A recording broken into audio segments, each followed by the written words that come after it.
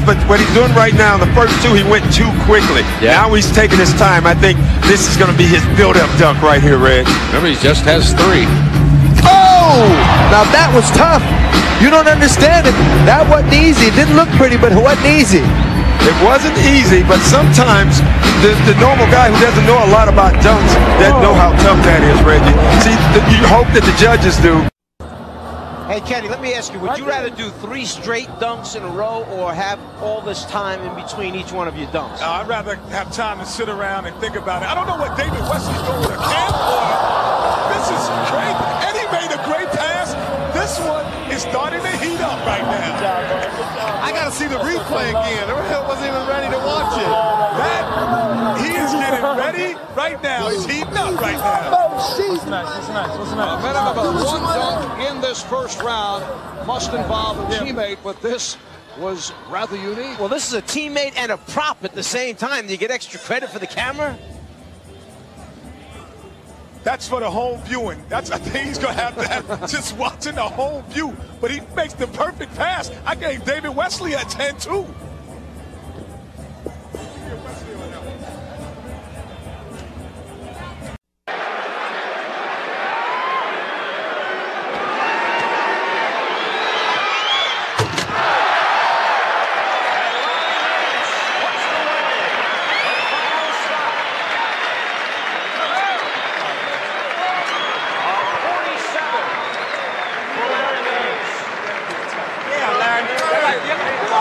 And a score of 40 out of 50 is the number to beat so far.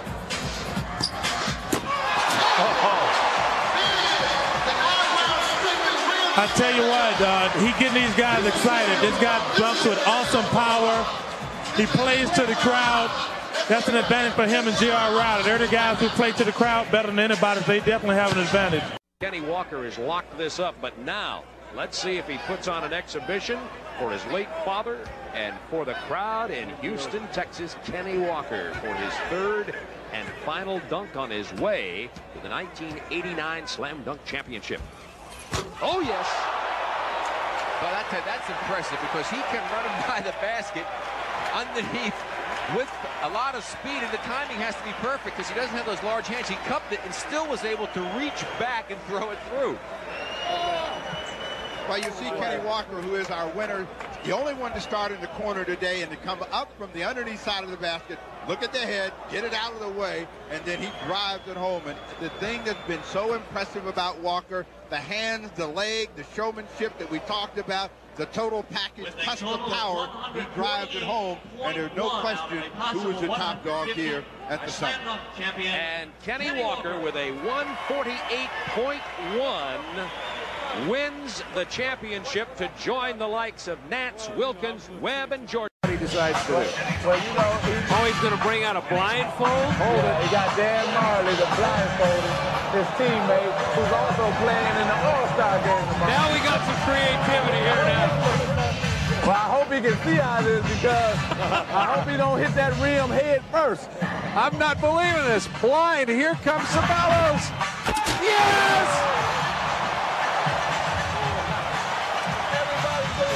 Here it comes. It seemed like he was counting the steps up hard. See, this is what we're talking about. He's got a lot of pressure on 46 is a lot, and he's got to come up with a serious dunk right now. What if he does the free throw line? The free throw line got him the 45. I think so. Play to the crowd. He's going for it. Not only that, the guys in the sideline, all the other players are telling him to go for that one. That's the one they want to see. They're all stepping up one right now. I think he's got the crowd on his side. He said he would go for a combination Michael Jordan, Dr. J, risky dunk if he needed it. I think he got it, Reggie. I think he got it. I think that's a 47. It's going to be very close. It is going to be close. Didn't have the rhythm, didn't have the spectacularness of the Finley dunk, but definitely, you know, when you take off from way out there, look at the stride. And we all talked about it. He's gangly. He's long arms, long legs. And he's got some glide. And he wins it with a 49. 49 for Greg Barry. And I was I mentioned Drew. Drew had 9 3-pointers when Georgia Tech beat Carolina in overtime. So what a big day for the Barry family today as Dr. J, along with Dave Collins, Maurice Lucas, and Ernest Gilmore, the 1996 Wesley Crunch Slam Dunk Champion. The winner and the runner-up are automatically invited to the... Moses Malone sitting there checking out the action on the left. See Moses tomorrow. He's going to be here for the regular 35th annual NBA All-Star Game. Dominic, backhand, two-hand. Georgia's based their scoring on athletic ability, creativity, and style, and we saw it there. Dominic Wilkins. He has been the crowd favorite right past about halfway, as you can see why. Beautiful coordination, reverse.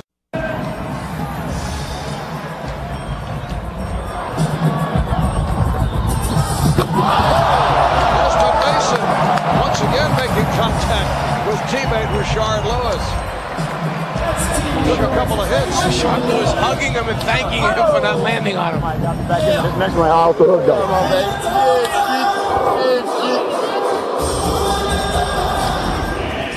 I gotta see the replay here, Kenny. Did he really jump over the top of him? From our angle, we can't really tell if he jumps over him. He doesn't jump side of him. He goes right over the top of him.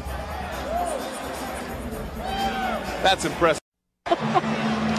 All right, here's Fred Jones. He's got to bring it, though. Fred's got to bring it if he wants to even be close in this round. What is he shooting? That looked like my shot. We're shooting stars. Steve, you still a better shooter than Kenneth Smith will ever be.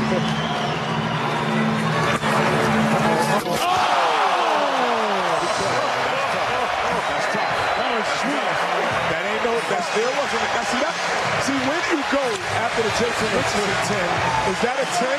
That's like a 9-8. No, that's a 10, Kenny. That's a 9-8. That's tight. The judges gave him a standing 50. It's not the off the backboard between the legs. That's like the ultimate 10. That's why you got to go 9-8s and 5s and all of that. That is sick, though.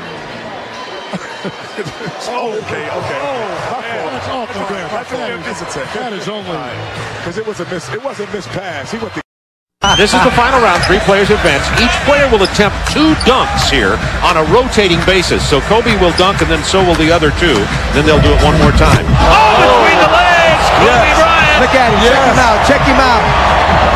Check him out. Look at him. It's tough to look at him as the tough guy, though, Reg. You know, he's so skinny. You know what? It ain't a fight, Doc. It ain't a fight. The boy got some rhythm and flavor. And after he dunks this ball, check him out. Nice between the legs over the top. Look at him. That is so difficult. Some people can't dribble between their legs. He's dunking between his legs. Let's see what the judges give him. Oh, yes. Yes. Yeah, boy. There's the Hulkster. Here to come up with a big one. Of course, a lot will depend upon what happens with Dominique, but hey, this is still wide open. Remember, Dominique has used his replacement dunk. Now, he likes one here. I don't know if he's going to do it where he takes off and then comes over the other side of the basket behind his head. Ooh. A two-handed windmill jam. And Cliff Leverson, his Atlanta teammate, came up. You saw the look of Magic Johnson and Isaiah Thomas. When you impress these guys, that's good. Look at this. I mean, look at this power. I mean, you know, he makes it look so easy. It looks routine. Yeah, normally you see a windmill with only one hand. This time, Neek plants those 2 feet, gets that great vertical lift, and look at boom, takes it around the windmill, 2 hands, back up, and then power. D. Brown about to put the icing on the cake. His 3rd dunk. No replacement coming, though. Had a replacement earlier. Swaps balls. You see how far away he is. Oh, my. That's the cherry on the sundae. Sean Kemp knows it. Everybody knows it. D. Brown, 22-year-old rookie. Oh, man. Watch him hide his eyes. The blind dunk. He's got the Johnny Mose. Pull the plug, let's go home. Turn it out. The no-look dunk. By Kenny Smith right now. Well, what he's doing right now is just showing creativity, and he's done a lot of timing dunks, and he's been nailing them. And I think he's probably even surprising Dominique. Look at Dominique, man. He's like, well, what is that? I remember when Spud did that to him. He's like, what are you doing? You're not supposed to do that. I'm the Neek, right? Well, you know, everyone has had their favorites in this contest, and it looks like Kenny Smith has pushed ahead. We'll see what the judges do for him, Doc. All right, let's go back to Bob and Rick and Doug Collins. Okay, thank you, Steve Jones. First of all, Dominique got a 47.9 on his dunk prior to this one, and now on 49.8. And next up, Harold Miner. Hey, Charles, remember last year, no one scored a high mark using the bounce. Well, I think the main thing is that dunk really makes a dunk easier when you bounce it, because you can use your talent really doesn't matter as much.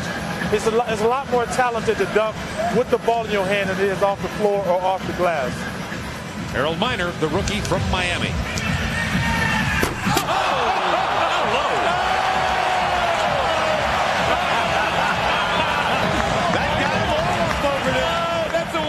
Call. That's the most exciting dunk we've seen in 2 years. That's right. He brought that one from his toes. All right, let's listen to this now. Let's just watch and listen to Harold Miner. Well, watch how far he brings it down.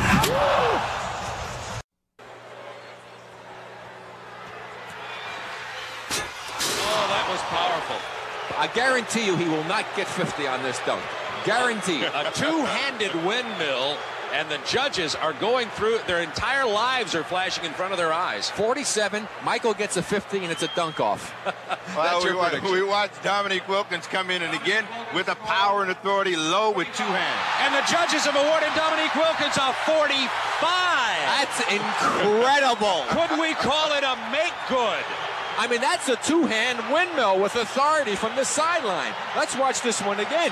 Here he comes, takes off, two hands up, down, around, and through with two hands. Now for Michael Jordan. Here's the story. Wilkins finishes with 145. Michael Jordan needs a 48 to tie, a 49 to win. Hey, you don't think the crowd has some influence on the judges on that last dunk? Steve Francis of the Houston Rockets, who opened up with a 45 on his first stuff. I predict a 50 right here. I'm going out on a limb. I predict a 50, Kenny. I like it so far. Francis. Oh! It appeared that the bounce was behind his head, but able to save it and put it home. He almost overruns the basketball. The ball winds up further behind him than he anticipated. Here he gets going. The ball stays behind. Let me reach back, grab it, and finish. Whoa. What do you have for us over there, Ken? Oh, I got to give him the 10 on that one, ladies and gentlemen, because, like you said, the ball is so far behind him that he actually hits his ankle with the basketball. Watch it hit his ankle. He's going to come back. The jump meter's not 38. It must be wrong, because that has to be over 38.